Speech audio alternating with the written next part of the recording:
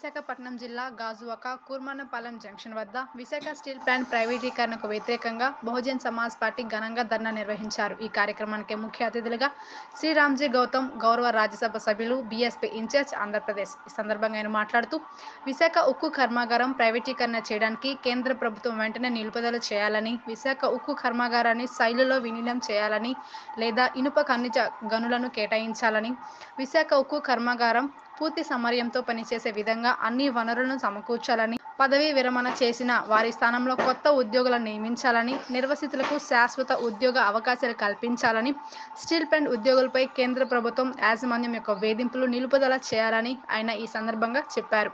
ఈ కార్యక్రమానికి ఆంధ్రప్రదేశ్లోని అన్ని జిల్లాల నుండి పెద్ద ఎత్తున బహుజన సమాజ్ పార్టీ నాయకులు, కార్యకర్తలు, అంబేద్కర్ అభిమానులు, ప్రజలు పాల్గొన్నారు.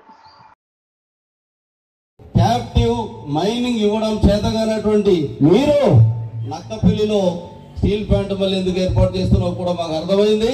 అందుకని నీ ఆటో సాగనివ్వకూడదు అనేటువంటి ఉద్దేశంతోనే ఈరోజు బహుజన సమాజ్ పార్టీ ఈరోజు ఇక్కడ కార్మిక సంఘాల నాయకులు చేస్తున్నటువంటి పోరాటానికి మద్దతుగా స్టీల్ ప్లాంట్ రక్షించడానికి, దాన్ని కాపాడుకోవడానికి ప్రభుత్వ రంగ సంస్థలను ఉంచాలని చెప్పేసి డిమాండ్తో ఈరోజు ఈ సమావేశం ఏర్పాటు జరిగింది.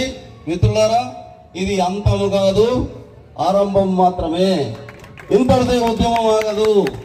మా ఓటు బలంతో ఏ విధంగా నిన్ను కొట్టాలో, మీ పార్టీల్ని, మీ అధికారాన్ని, మీ రాజకీయాల్ని కూలదోయాలో మేము అర్థం చేసుకున్నాం.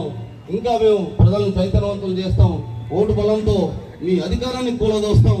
స్టీల్ ప్లాంట్ని మేము రక్షించుకుంటామని చెప్పేసి మనవి చేస్తూ